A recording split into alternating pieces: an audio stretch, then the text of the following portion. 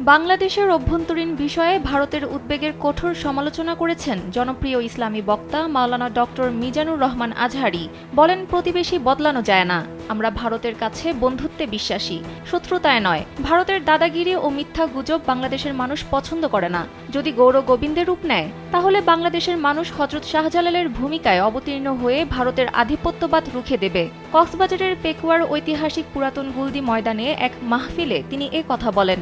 Doctor Azhari বলেন, বাংলাদেশ অসাম্প্রদায়িক দেশ। এদেশে পূজা পার্বণে মাদ্রাসার ছাত্ররা মন্দির পাহারা দেয়। এছাড়া চট্টগ্রামে অ্যাডভোকেট আলিফ হত্যার পর গোটা বাংলাদেশ ধৈর্যের পরিচয় দিয়েছে। তিনি আরও বলেন, ঐক্য হচ্ছে দেশ ও জাতির উন্নয়ন অগ্রগতির ভিত্তি।